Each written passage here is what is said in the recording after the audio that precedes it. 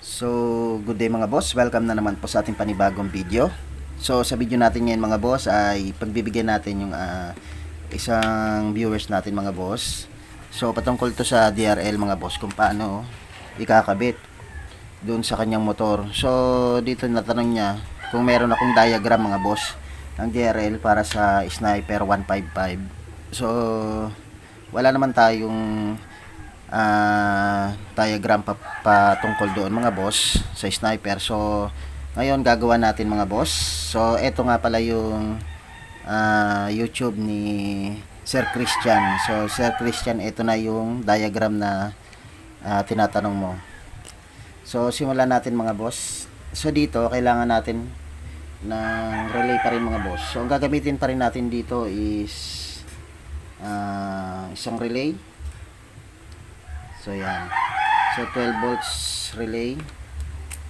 So ganun pa rin, meron pa rin siyang 5 pin. At kailangan pa rin natin mga boss ng dalawa pang relay. Bali 3 relay mga boss yung kailangan natin. So yan. So, same din yan mga boss. Meron din siyang 5 pin. At kailangan natin ng switch. So, ang gagawin natin halo mga boss. Katulad nung dun sa aking unang diagram sa Honda Click. So, dito sa halo switch, meron siyang normally close. Meron siyang normally open,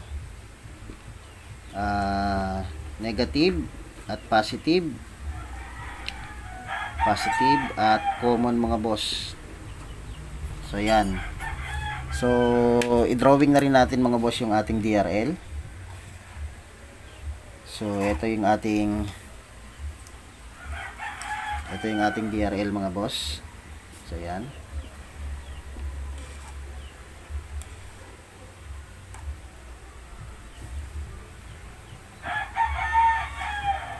So, pass forward na lang natin yan mga boss.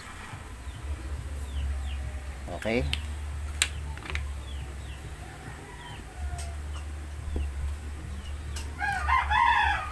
So, sa DRL natin mga boss ay meron siyang 3 wire. So, yan. At syempre yung ating signal switch mga boss, yung left at right. So eto ilalagay natin sa right signal light at left signal light. So sa halo switch, pagdugtungin natin yung positive at common mga boss. So yan, i-connect natin to sa ACC mga boss. So sa ACC wire. O eto ay syempre negative, sa negative supply sa battery or negative. At etong normally close, hindi na natin gagamitin to mga boss. Etong normally open mga boss ay eto ay i-connect natin sa number 86. So number 86 to mga boss. 86, 85, 30. So yan. So itong number 30 natin, i-connect naman natin to sa positive mga boss ng battery. So lagyan natin ng fuse to dito. 10 amps mga boss. So yan, ito yung ating battery. So sa positive at negative. Etong 85 mga boss ay connect naman natin sa negative. Mas maganda sa negative supply siya kaysa dun sa mga body ground mga boss. So etong number 30 natin mga boss, number 87. So i-connect natin siya dito sa dalawang number 30. So yan. 87A mga boss. 87 nga. So yan, 87. At yung dalawang 87 na yan mga boss, ng number 30 natin, ilalagay natin sa park light ng ating DRL. So ito yung ating DRL. So ito yung gagawin nating park light mga boss. So yan, i-connect natin siya dito sa dalawang 30 na nanggaling sa number 87. So yan. So dito rin meron din tayong negative. So ito yung ating negative. Pagsamahin na natin yung dalawang negative mga boss. So i-connect natin to sa body ground or battery ng ating motor. So yan, ang kailangan na lang natin mga boss na i-connect ay yung output na galing dito sa ating signal switch. So halimbawa, ito yung ating right at ito yung ating left signal mga boss. Si dito yung ating switch mga boss ay i-connect naman natin yung wiring ng ating right signal switch ng ating stock mga boss na switch. So i-connect natin to dito sa right din mga boss na relay. So sa number 86. So sa number 86 yan mga boss. Ito 85. So ito 86 at 85.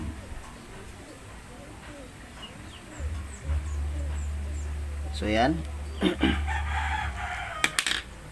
So ito namang ating left signal switch mga boss ay i-connect naman natin siya dito sa left relay natin mga boss. So yan. So sunod naman yung ating magiging output mga boss papunta doon sa ating DRL. So ito yung ating signal wire mga boss, etong nasa gitna. So i-connect naman natin yan dito sa number 87 mga boss. So ito rin sa kabila ilalagay rin natin sa number 87. So yan.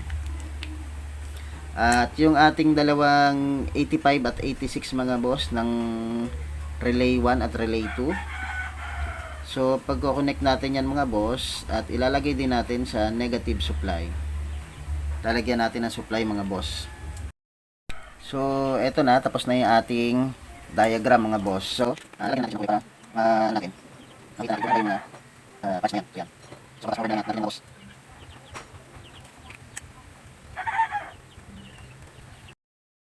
So dito mga boss, paano ba to gagana yung ating DRL sa Sniper 155? So dito meron tayong hollow switch o kahit yung mga regular switch ng mga boss na naka-on off lang siya. So yung mga ayaw ng komplikado mga boss na proseso ay pwede tayong gumawa o maglagay ng on off switch na 2 wires lang mga boss. So ikakabit lang natin yung sa accessories wire. Pag once sa pinindot natin, automatic na yung kuryente ay papalo na. So dito meron tayong relay 1 mga boss. Relay 1 2 at 3. So yan. So dito sa relay 1 natin mga boss, kinonect natin yung number 30 dito sa battery. Sa battery ng ating motor mga boss. Yung number 85 na connect sa negative. At syempre may fuse yan mga boss. Yung number 30 natin may fuse yan para safe yung ating wirings mga boss o yung accessories na ating ilalagay. So dito rin meron tayong hollow switch na nilagay. Dito sa hollow switch mga boss meron siyang 4 wires. So meron siyang normally closed na hindi na natin gagamitin. So i-X natin yan. So yan, hindi na natin gagamitin yan, yung negative. ilalagay natin sa negative supply, sa ground o sa battery. At yung ating positive at common ay pagsasamahin natin mga boss, ilalagay natin sa ACC wire mga boss o sa accessories wire. So yan, i-connect natin sa accessories wire. At yung ating normally open, so yan yung ating gagamitin mga boss. So halimbawa, nag-on ka ng motor mga boss, so automatic na magkakaroon ng supply yung ating battery o yung ating motor. So papasok dito yung supply sa ating halo switch mga boss. So dahil naka normally open yan mga boss, hanggat hindi mo pinipindot yung ating halo switch, yung kuryente naka-float lang dito sa negative and positive. So pag clinic mo to mga boss, automatic na yung kuryente dadaloy dito. So yan. So dadaloy siya dito papunta sa ating 86 mga boss na positive supply ng ating relay 1. So yung relay 1 mga boss, meron na siyang 30 at 85. So naka-float lang siya. Nandito yung connection niya. So diretso yung connection niya diyan.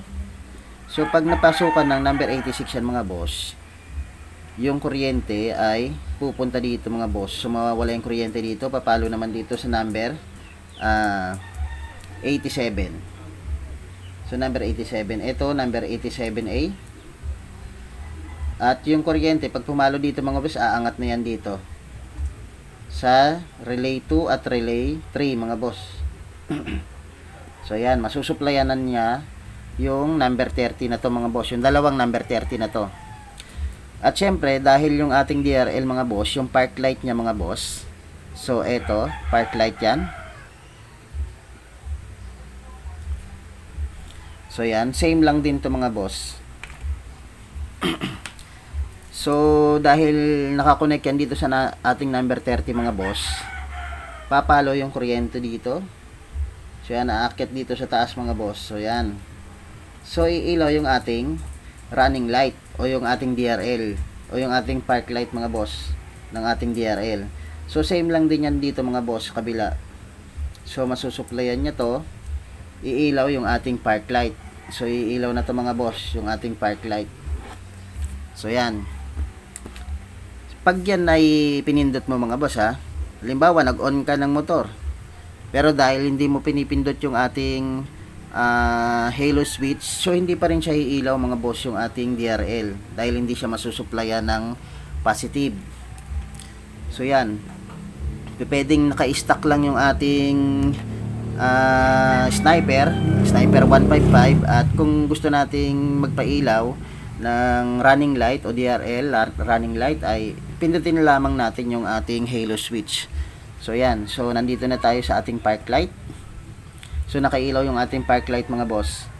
Eto, meron tayong ginawa dito na switch mga boss, yung button switch na to ng ating signal light. So ito pa rin yung stock ng ating signal light switch mga boss. So naka-connect to sa flasher. Yan. Flasher yan mga boss. So pag nag-right signal light tayo mga boss, habang nakailaw yung ating park light, halimbawa nag-right signal light tayo, pinindot natin yung itong ating switch. So papalo. So papalo yung ating kuryente mga boss papunta rito, papunta rito. So yan, patagos yan dito mga boss. Patagos dito sa dulo. Papunta dito sa ating relay 2 mga boss. So yan. Papunta dito sa number 86. So dahil may supply na mga boss, may negative tayo dito sa number 85 at meron tayong positive supply dito sa number 30. So yan, yung ating number 30 sa relay 2. At dahil nagpindot tayo sa ating signal switch mga boss, nagkaroon na to ng positive pumunta dito mga boss. Dahil may supply na tong tatlo na to, automatic yung kuryente mga boss ay magdudugtong na yan. Papunta na dito sa ating 87 mga boss. So yan. Yan yung ating number 87, itong dulo na to. Pupunta yung connection dito mga boss, aakit dito sa ating signal signal switch mga boss, o signal ng ating DRL. So ito ay signal mga boss. So ilagay natin signal mga boss. Signal. Right signal. So yan. So iilaw yung ating right signal switch mga boss, o right signal ng ating DRL.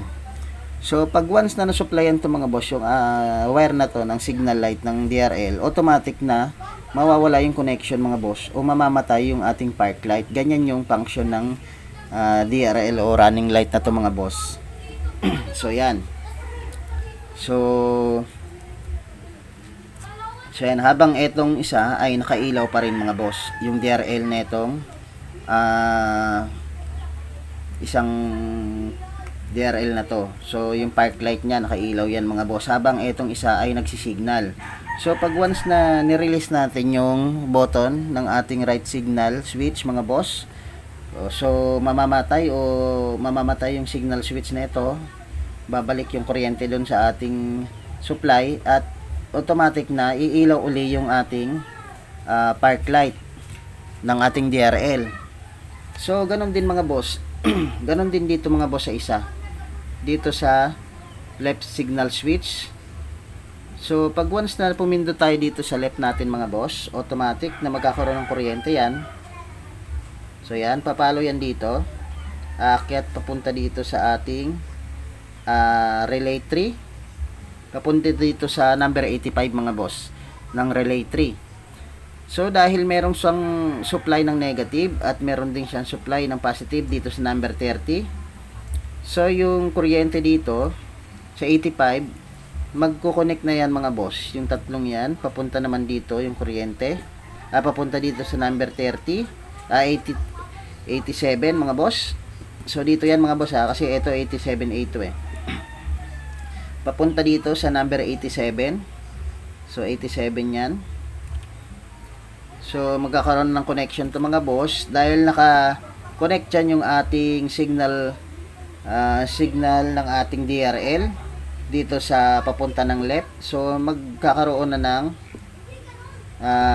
connection yan mga boss.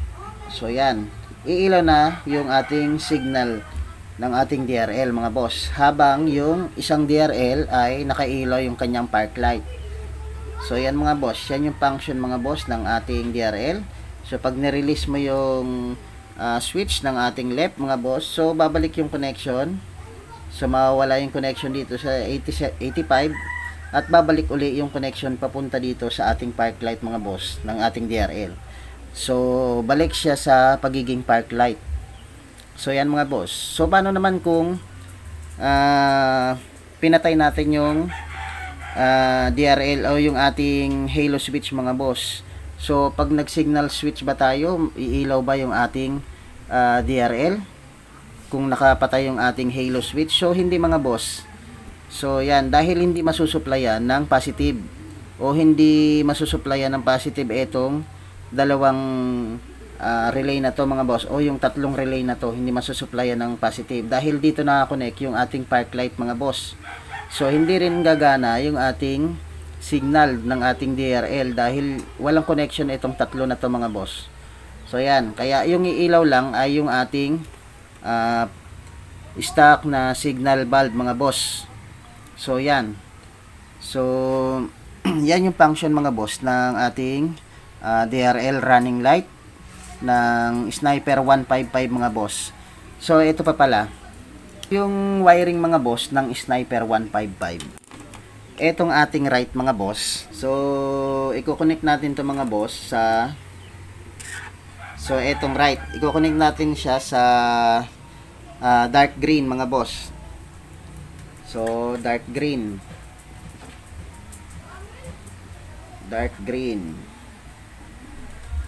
So i-connect natin siya sa dark green na wire ng ating signal switch.